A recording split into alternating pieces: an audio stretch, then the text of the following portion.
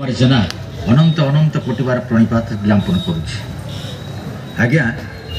बौला गाई विषय मु आपण मान पाखरे दुईटी अध्याय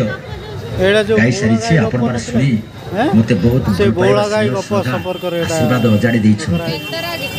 बौला गाई विषय जो दुईटी भाग अधम आपण मान गाई शुणी से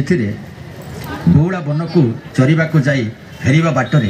निपुआ व्याघ्र हाबुड़ पड़ी निपुआ व्याघ्र कही मुझे खाइबी एणु जेहेतु गोटे यार कौला शावक अच्छी कारण बौला गाईर से कही हे व्याघ्र मो घर को जीवी ये दूध पन्हा को मोर पुओ को दे आसबि तापर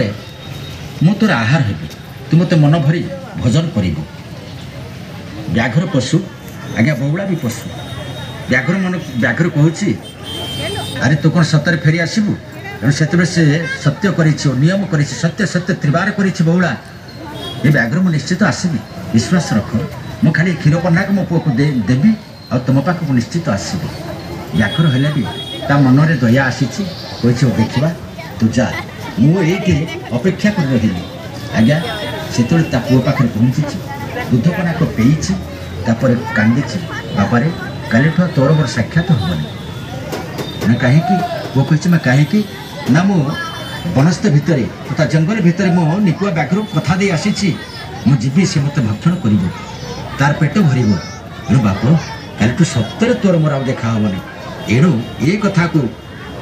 व्याकुलित भाव में पुओ कही मुझे तो साथी जी तू एका जापर मत छाड़ी तू कौन जीवु आज्ञा यही पर्यंत मुझे गाई शुणी आज पशु हेले भी बौला जे व्याघ्र पाखे केमी पहुँची तेणु भगवान बौलार कथा केमी शुणी केमी उद्धार करथम पाखे उत्थापन करुच्ची आशा करे शुणे भल पाइबा देवे स्नेह श्रद्धा आग मो को आशीर्वाद रखिए ये विश्वास रखी मुझे आपण मान पुणी थे तृतीय भाग को गाई शुणाऊँ।